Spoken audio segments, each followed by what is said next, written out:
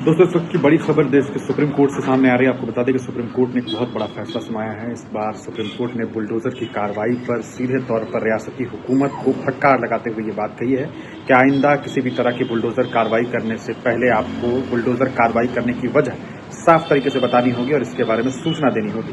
अगर कोई व्यक्ति अपराधी भी है, कोई अपराध भी किया है, तो इसके बावजूद आप उसके ऊपर वैधानिक कार्रवाई तो करेंगे, लेकिन बुलडोजर की कार्रवाई करना किसी भी तरीके से मुनासिब नहीं पाया जाएगा। इस पूरे प्रकरण को लेकर के आपको बता दें, ऑल इंडिया मजलिस इत्तेहाद मुस्लिमीन बिहार के प्रदेश अध्यक्ष अख्तरुल ईमान ने एक बड़ा बयान जारी कर दिया। सुनिए वो क्या कुछ कह रहे हैं। जमहूरी मुल्क में अदालत को बालादस्ती हासिल है और अदालत पर ही उम्मीद रखी जाती है, लेकिन कुछ दिनों से योगी और मोदी की हुकूमत में जो लाकानूनियत देखी जा रही है और अदालत के तमाम तर मामला को बालाए तक रखकर इन लोगों ने जो आमिराना फैसला किया है और बगैर किसी कसूर के मासूम लोगों के जिंदगी भर की कमाई के इनके घरों को उजाड़ा है, तो ये देखकर तो ऐसा लगता है ये दौरे तबाही है। शीशे की अदालत है, पत्थर की गवाही है। दुनिया में ऐसी कोई तमसील नहीं मिलती। कातिल ही सिपाही, कातिल ही मुहाफिज है और कातिल ही सिपाही है। बहरहाल आज जो कुछ सुप्रीम कोर्ट ने फैसला सुनाया है, एक जिम्मेदार नागरिक होने की हैसियत से इसका शुक्रिया अदा किया जाना चाहिए।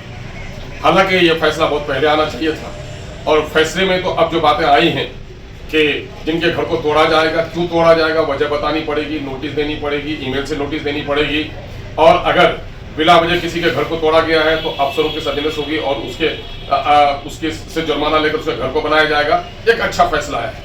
इस फैसले के लिए ओखला बिरादरी के लोग, जो सामाजिक कारकुन थे, जो मीडिया के लोग थे, APCR के लोग थे, इन तमाम लोगों का हम शुक्रिया अदा करते हैं। अफसर अब कानून के दायरे में चलें, हुकूमत की दलाली न करें, उस पर भी तंबी हो गई है। एक कसर बाकी रह गई, वो ये है कि अदालत से हम लोग ये उम्मीद रखते थे कि अब तक जो गैर कानूनी तौर पर मकानात तोड़े गए हैं, उन तमाम तर मकानात का मावेदा दिलाया जाएगा और जिन लोगों ने ये लाकानूनियत का अमल किया है उस पर कार्रवाई की जाएगी। कई बार सुप्रीम कोर्ट की हिदायत के बावजूद भी जो सूबाई हुकूमत ने उस पर अमल नहीं किया है, उस पर तंबी तो हो गई है, लेकिन उसके लिए और सख्त कार्रवाई होनी चाहिए। बहरहाल जो कुछ हुआ है ये बेहतर फैसला हुआ है। बिलखुसूस जो मध्य प्रदेश में हुआ, यूपी में हुआ और आसाम में हुआ, ऐसे बेलगाम हुकूमतों के मुंह पर तमाचा पड़ा है और इस फैसले से कम मुल्क के कमजोर तबकात को, दलित जो कमजोर तबकात है, मुसलमान हैं, उनको बड़ी उम्मीद जगी है।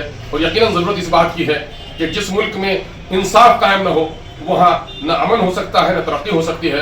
अदालत की बड़ी जिम्मेदारी है कि मुल्क की बदअमनी, लाकानूनियत और फिरकापरस्ती को लगाम लगाने के लिए इस तरह के सख्त फैसले दें और फौरी तौर पर इसको अमली नफाज करवाएं। इसके लिए अदालत का और इंसाफ के अमल में साथ देने वाले तमाम लोगों का बहुत बहुत शुक्रिया।